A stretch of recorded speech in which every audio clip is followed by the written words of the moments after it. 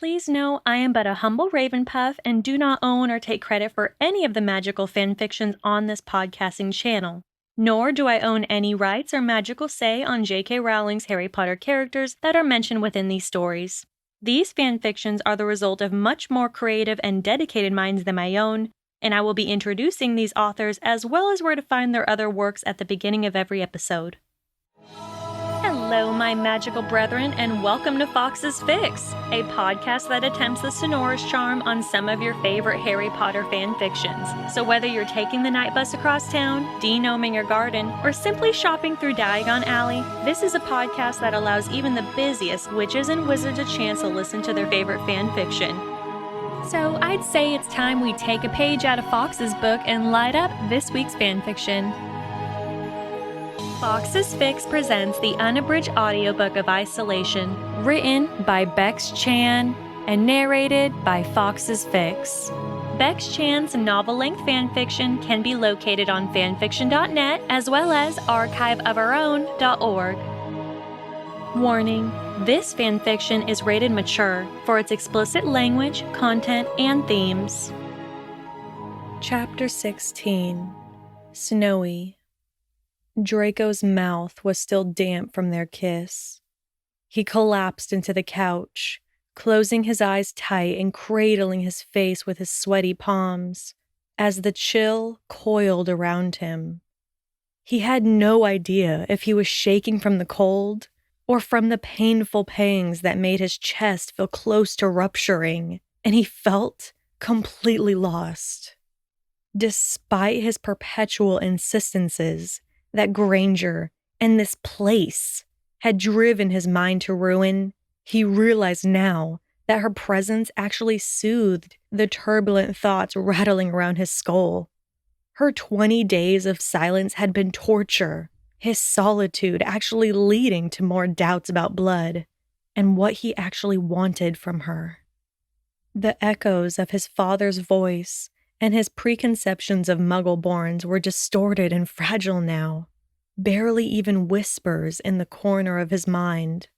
And honestly, it angered and scared him that she had such an effect on his resolve. But there was also this drugging sense of relief that he didn't quite understand. Kissing and touching her was like cresting the most unusual sense of peace. And while he felt completely lost, it was a good lost. He couldn't even explain it. He imagined it was similar to the bliss one was supposed to experience when drowning. And that actually made sense, because he was certainly drowning. But she had just left him here. He could feel the frustration crackling under his skin, fighting the sanity-slicing images of her with Corner. In the back of his battered brain, he knew that Granger was good on her promise, that she and that Ravenboar prick were nothing more than friends. But the jealousy ate at him anyway.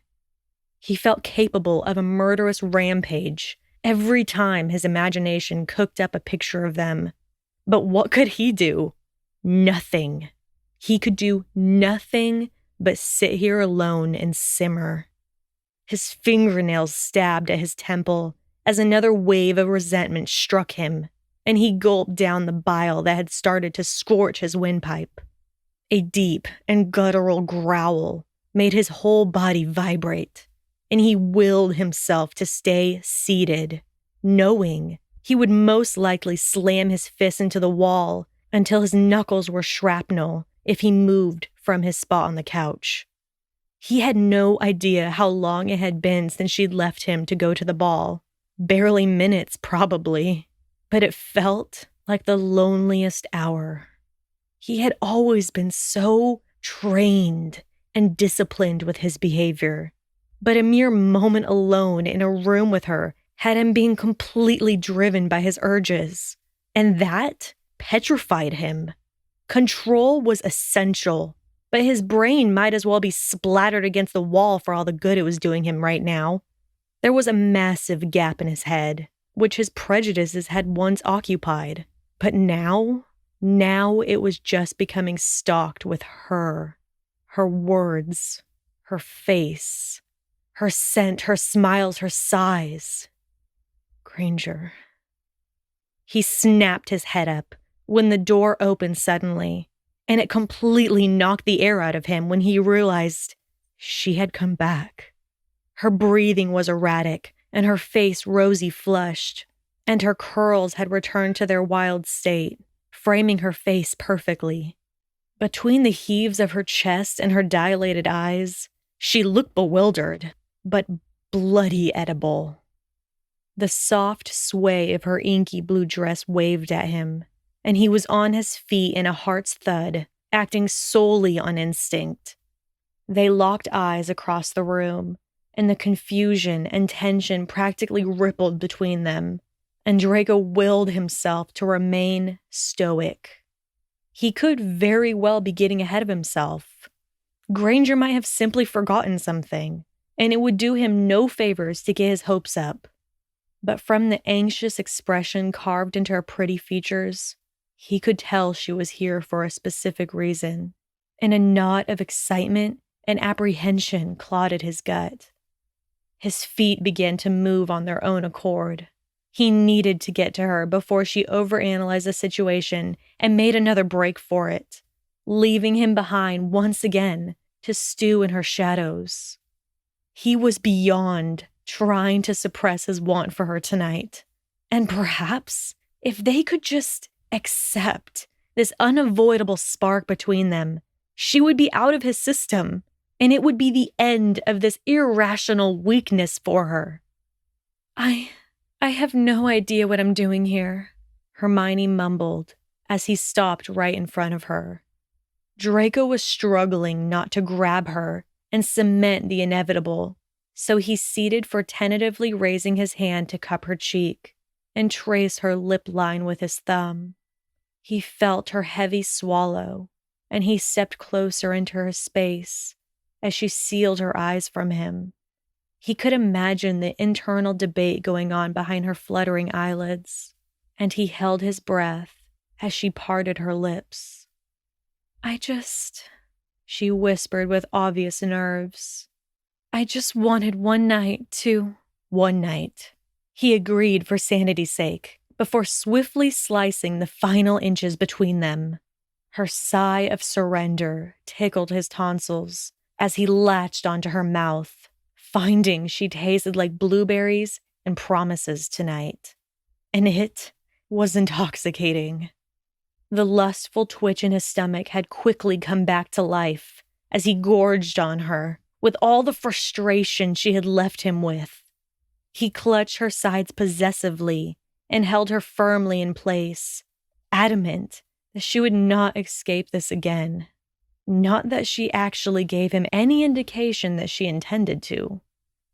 While Hermione's kisses and gestures were slightly timid, there was no hesitation, and she matched his passion with perfect pace that left her feeling slightly lightheaded. She planted her palms on his face and laced her fingernails into his snow-soft hair so she could pull him a little closer. Godric, she was petrified, but it was also exhilarating to have him doing such wonderful and brain-damning things to her mouth. She had no idea where the bold impulse came from, but she dragged her hands down his chest and tugged at the seam of his black jumper. Her fingernails gazed across his skin, and she shifted the material up his torso. Draco broke their kiss to help her, roughly yanking it over his head and tossing it to the side. Hermione took stolen seconds to let her eyes wander down his naked skin. He was a hypnotizing shade of moonlight, not too muscular or lean, just beautifully seeker-built, with lines and curves that begged to be touched. She barely managed to release an admiring gasp before they were kissing again, fast and frantic, like time-fated lovers. She ran her curious hands all over his chest, feeling him groan against her tongue and tightening his grip on her waist. Her thighs clenched when something sensual tickled between her navel, and she could hear her heartbeats roaring in her ears. Draco quickly spun them around, refusing to lose the connection of lips and teeth as he began to guide them to the other side of the dorm with hasty, clumsy movements. Hermione hummed into his mouth as he slammed her back into the bedroom door and chewed on her bottom lip. A dazed sigh escaped her mouth as he moved his attention to her throat, sucking softly at her pulse and encouraging a dreamy shiver to waltz down her spine. "Password, Granger," he rasped breathlessly against her skin. Hermione blinked and tried to gather her concentration. "Crookshanks," she rushed out, and Draco steadied her as the door gave way behind them. Her room was dark, save for the knowing glow of tenacious moon rays coming through the window, and she let it engulf her. It felt secure in here, a safe place to store dangerous secrets and forbidden fantasies, and she angled Draco's face so she could kiss him again, hoping he would swallow the remainder of her stubborn qualms. Draco could feel the anxiety in her stance, but as he glided her hands across her shoulder blades, he felt enough of her tension slip away for him to tug at the straps on her dress. The navy gown pooled at her feet with a heavy thud, and he frowned when he felt her stiffen again. He pulled back from her to give her a meaningful look, but he couldn't help but let his hazy stare roam down her shape. His stomach constricted, and he felt himself go harder as he absorbed her. Yes, he had imagined her in those pathetic mornings hunched against her bathroom wall, but he had underestimated her appeal. She was more feminine and alluring than the images his pathetic brain had conjured. Clad in a simple set of blue underwear that was typically practical, but it didn't distract him from the curves and creases that made his eyes dance. By the dim moonlight, her olive skin and tawny features looked like toffee, and for a brief moment, he was completely awestruck. Definitely not ugly or filthy. Her unease became obvious as her arms moved to cover her body, and he quickly captured her lips again before she had any chance to be stolen by doubt. He'd be damned if he let that happen when he'd come this far. He slipped his hands between them to unfasten his trousers and maneuvered them further into the room. With her bed in sight, something he had craved since the couple of nights he had slept in here, he felt his heart thunder against his ribs as she went back to grasping his face with slightly trembling hands. He pushed her, as gently as his need would allow, into the mattress and crawled over her, still feasting on her mouth. He felt the nerves seize her muscles again as he reached to unclasp her bra, and he deepened the kiss again to distract her, pleading with non-existent entities that she would abandon logic like he had. He grazed his teeth across the bumps of her collarbone and relished the moan that ghosted across his forehead. She was slowly giving in. He could feel it, and he knew she could feel his desire pressed between her inner thigh. He moved his hand between them and wiggled out of his boxers so he could feel flesh against flesh. His fingers tucked into the hem of her underwear, and he slowly slid them down her thighs, her knees, and then her shins with metal-worthy patience. He could feel her vibrating with suspense and uncertainty as he glanced up to find her bathed in creamy moonlight, watching him with wide and wary eyes. He tilted his head to reach for her mouth again and tried to settle himself between her legs, but her shaky voice made him freeze. "Draco, wait," Hermione murmured. He flinched as his face lingered above hers, and silently vowed to Salazar's soul that if she told him she couldn't do this, he would surrender, but his mind would be gone come morning. She licked her lips and gave him a pleading look before she forced the delicate words to leave her mouth. "Please, go slow."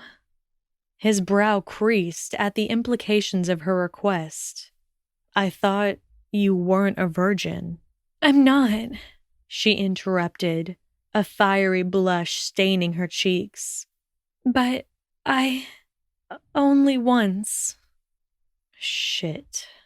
He realized then how much she was actually giving him, and he fought hard not to be affected by it. The lusty throbs in his chest ached for a moment with something else, something painfully pleasant that made him decide not to be selfish tonight. "Put your hands on my shoulders," he directed quietly, waiting until she complied before he continued. "If it hurts, grip as tight as you need to and bite down on my lip." His words seemed to soothe her qualms, and she gave him a slow nod of assent before craning her neck to steal a claiming kiss from him. He instantly intensified it, learning her slowly and knowing it was best to keep her mind busy while his fingers trailed over her stomach and ducked between her thighs to see if she was ready. Despite the conflicting notions, so obviously scrambling in Granger's head, her body was sublime and keen for him, perfectly damp and silky between his fingertips. Shoving aside his impatience, he stroked the pad of his thumb over her moist, sensitive spot, which earned him a timid moan, and he slipped 2 fingers inside her to help prepare her for him. After a few long minutes of rotating his digits and some more feminine sighs tickling the roof of his mouth, he decided he had waited long enough, and he had done all he could to relax her. Draco positioned himself appropriately, and Hermione instantly trapped his bottom lip between her teeth. He rubbed her sides in soothing circles as he finally entered her, and he felt her fingernails stab into his shoulders as she choked on a whimper into his mouth. He couldn't help the velvety hiss that escaped his own mouth as she dragged him in, barely noticing her desperate grasp on his shoulders as all sensation in his body rushed south. She was tight with inexperience and panic, but she felt fucking fantastic. But he wanted her to enjoy this too. "Relax, Granger," he murmured against her mouth. "It's all right." He knew she needed to accommodate to him, so he fought his urges and remained still, resting his forehead against hers and hoping that her pain would subside quickly.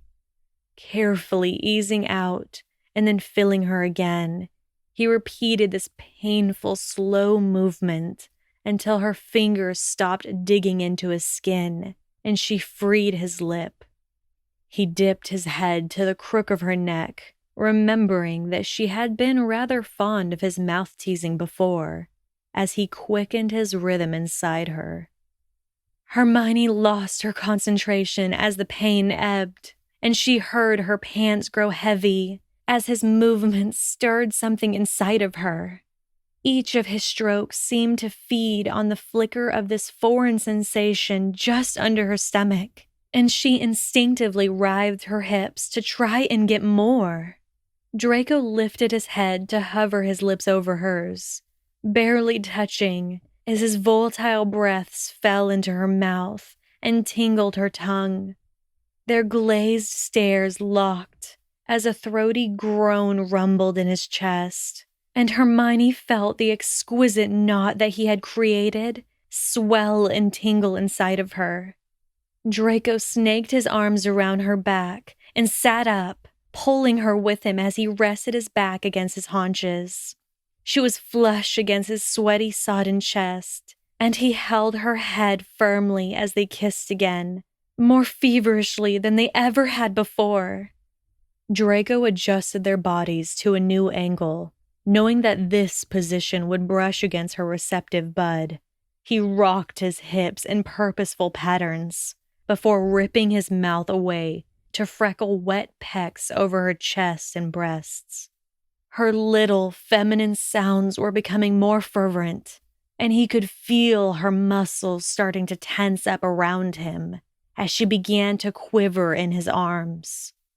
The heavy hammering of her heart against his lips told him she was close, and he willed himself to restrain the bliss bubbling in his own system.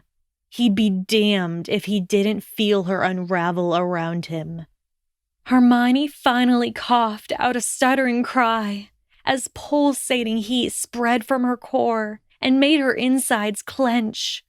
Her control was lost as she shuddered gracelessly on top of him and allowed the bizarre but beautiful sensations consume her. Draco clutched her tightly to him as she came undone. He grabbed her face and combed back her brazen mane to witness the wonder in her eyes. With a few more twists of his own hips and the ripples of her rapture around him, Draco felt the bubble in his loins burst and release into her.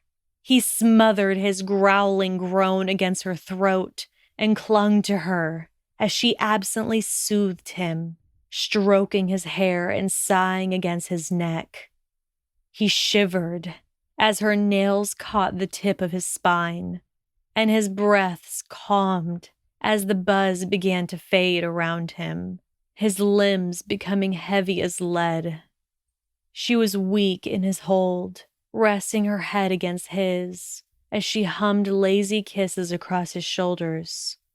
He slowly eased them back into the pillows, absently grabbing the forgotten covers and shielding them from the chill. Detangling their limbs and flesh, Draco settled next to her on the bed, observing the witch intently as her lashes fluttered and she nibbled on her bottom lip.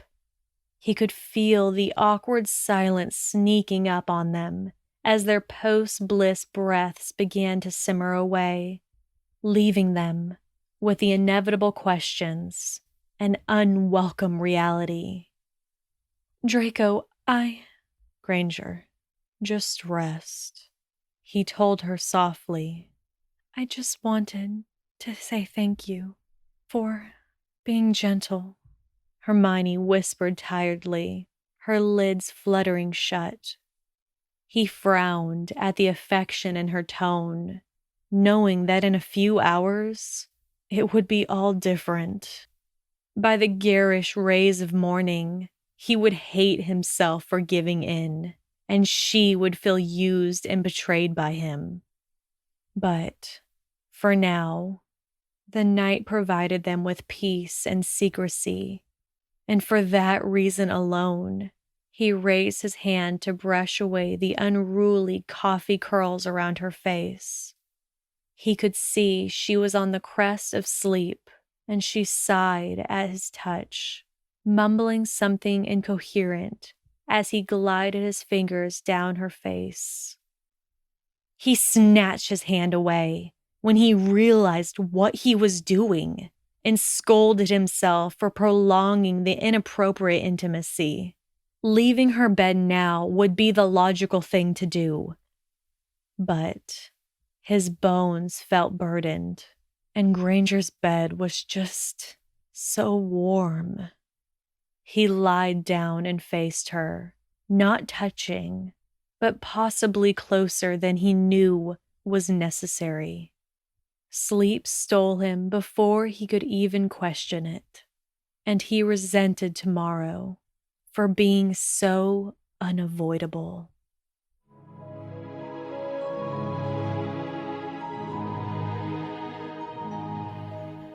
Hermione woke with sore limbs and a tenderness between her legs that veered between pain and pleasure. With passion-bruised lips and the taste of Slytherin on her tongue, she cracked open her eyes to scrutinize the still warm space next to her. She'd expected Draco to leave, So when her sleepy stare moved and found his silhouette crowding the window frame, she was more than a little surprised. She carefully sat up so she could see his expression, his pale features set in a pensive frown as he glared out the window. He was fully dressed and rubbing his chin, looking too troubled to even realize she was awake. She broke the calm in a scratchy voice. "I'd thought you'd leave." Draco didn't look at her. "It seemed pointless when you could just wander into my room whenever you'd like," he told her steadily. Hermione took a deep breath before she gathered the sheet around her and left the bed, taking slow strides towards him, with no idea what she even intended to do. When she was close enough to the window, she realized that the view outside was frosted with white, and the dreamy snow was pouring down fast.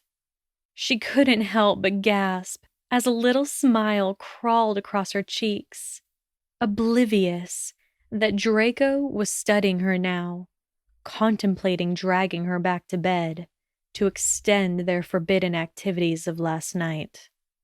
The room was heavy with their mingled scents, and it was like an aphrodisiac. But something about Granger's innocent grin nagged at Draco. "What are you so bloody happy about?" he questioned sharply, resting his chin against his knuckles in an attempt to appear blasé. "It's snowing." He arched an eyebrow. "And?" "I've been waiting for it to snow." She was close enough now that he could reach out and touch her if he wanted to, but he refrained, even if it was ridiculously tempting to do so.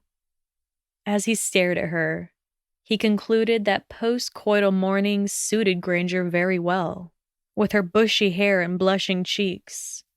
And when his eyes caught the marks on her neck from his mouth, he felt his groin tighten. He tore his intrigued gaze away from her and clenched his jaw, determined to say his piece and then get the hell out of her room. "Look, Granger, do you regret what happened last night?" she interrupted uneasily, toying with the sheet between her fingers. He cringed, because he honestly had no idea how to answer that question. "Do you?" he countered instead. Hermione licked her lips. No, I don't. And I don't think you do either." "It's irrelevant," he mumbled, averting his eyes from her. "It shouldn't have happened, and it shouldn't happen again." "Shouldn't?" "Won't," he corrected quickly. "It can't." "Why?" she pushed boldly, irritated by his dismissal. "Because I'm Muggle-born?"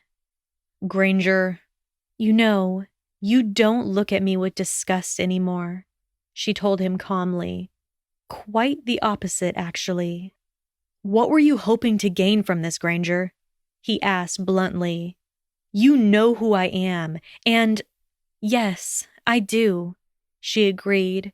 "And I know that you don't really believe all of that rubbish anymore, or last night wouldn't have happened." Last night was a clear indication that this place has fucked with my head too much to— "Stop it!" she snapped angrily. "Stop trying to blame all of this on everything else. It's bloody pathetic. You knew what you were doing last night, and so did you," he argued in return. "I'm not the one denying that," she shouted. "Do I mean nothing to you?" He gnashed his teeth together and fixed her with a cold look. Merlin knew why, but that comment irked him like hell. "You don't get it, do you?" he sneered. "I'm one of them now." "One of who?" "A fucking blood traitor," he shouted, abruptly rising from his seat. "I have screwed over my family, my beliefs, so don't you dare question how I feel about you." Hermione gasped at his outburst, and they both froze in place, barely inches apart from one another. Shock and outrage flicked in Draco's eyes as he realized what he'd said to her. And she knew he would have given anything to suck the words back in. She reached out, a hand to touch his cheek. He battered it away out of principle, refusing to feel more foolish than he already did. "Fuck this," he grumbled, heading towards the door. "I'm not doing this right now." "Draco, wait," Hermione called, stalling him before he could reach the door. I'm sorry, but I can't live with you after last night if you're going to be like this." He felt his chest twitch painfully. "What do you mean?" If you truly want this to really stop, right now," she continued in a sad, stuttering tone, "then I will see if McGonagall can find somewhere else for you to stay. I can't do this with you anymore. Not after what's happened between us." Somewhere else. Without her, he thought to himself. The thought alone made him feel physically sick. Things were irrevocably different now. He had seen her bare and uninhibited, and whether they liked it or not, they owned a part of each other now. Even when the fingerprints on his shoulders and the dents in his lip had faded, the memories would still be there, crisp and clear, and ready for him to replay whenever he liked. And the fact of the matter was, he wanted more memories, more moments with her. But Merlin knew his pride had already taken a battering this morning. "And I suppose you want my answer now?" He heard her sniffle behind him. "You have the weekend," she murmured gently, "but I want an answer by Monday." Hermione watched him square his shoulders and push open the door, leaving her behind with the evidence of their intimacy, crumpled sheets and the smell of lust misting the air. She sat at the window and brushed aside her tears, counting the snowflakes in a futile effort to distract her from how vulnerable she felt in this moment. She knew he felt something for her. He had blurted it out himself, and his tenderness from last night had made her feel safe. But she also knew just how stubborn he could be. She honestly had no idea if he would choose to stay or decide that their liaison had gone too far. But she knew that if he did leave, it would devastate her. She almost regretted her ultimatum, but she refused to look at him every day and feel discarded, used, and then tossed aside because of his crushing pride. But if he did choose to remain here, with her, it would be enough for her.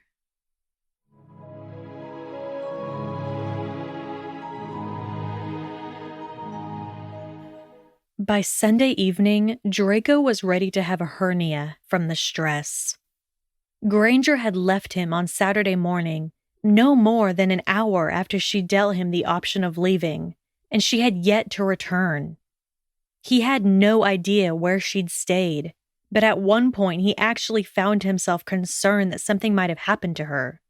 Logic eventually caught up with him, and he'd realized that McGonagall would have paid him a visit by now if that had been the case. But nevertheless, his consideration for her well-being had sobered him immensely. It would have been sensible to accept Granger's offer of an alternative prison and just go cold turkey, but in reality, it had never been an option for him. She had somehow gone from being the most irritating aspect of this hellhole to the sole reason he was still sane now. Without her, he knew that he would crumble like sea-shattered cliffs. He wanted to touch her again, craved her actually, although he still had no idea why. But staying here with her, it just made sense. He eventually came to the conclusion that his need for her was simply a byproduct of his isolation, and if he needed her to steady his mind until he escaped Hogwarts, then so be it. Once he was free, things would return to normal, and nobody would ever know about his disgraceful behavior while he was here. He then remembered her own words, not so long ago. Everything that happens in this room remains between us. Suddenly, he heard the main door open and close, and he listened intently to the telltale footsteps of his witch as she went into her room. He could discern the sounds of her shuffling around for a few moments before she was on the move again, heading to the bathroom this time and flicking on the shower. The familiar beats of falling clothes roused his reminiscent flashbacks of Friday night, and images of navy gowns and olive skin flashed across the backs of his eyelids. He thought twice, and then once more, before he was on his feet, dangerous intentions making him stiff between his hips. He'd spent too long imagining her showers. He crept silently towards the bathroom, hoping that she forgot to lock the door, and luck was apparently on his side. He slipped inside the bathroom and took a healthy gulp of the cherry-scented steam, carefully beginning to discard his clothes as he eyed Granger's oblivious shadow dancing across the shower curtain. His pulse was throbbing loudly in his ears by the time he removed his boxers, as the first of Granger's bathroom moans filled his senses. He then eagerly padded across the floor and stepped silently into the shower cubicle. He stared at her naked back, following the droplets of water that trickled from her long tresses and landed at the charming dimple just above her buttocks, before sliding down her shapely legs. He reached out to touch her, but the moment his fingers grazed her skin, she whipped around with terrified eyes and a feeble attempt to hide her precious parts. He managed to muffle her scream with a hasty kiss, enjoying the odd sensation of shower drops gliding between their lips. Hermione squirmed for a few seconds, but she yielded when his thumbs skimmed down the column of her neck and drew feather-soft patterns just under her ears. He slowly pushed her against the tiled wall, but frowned when he felt her break their kiss and brace her hands against his chest. "Draco, what are you doing?" she questioned between heavy breaths. "It's just until you get out of here. Just until you escape Hogwarts," he reminded himself silently, with a security of his deluded mindset that this would all evaporate once he was out of her room. He set his jaw and gave her a decisive look. "I'm staying."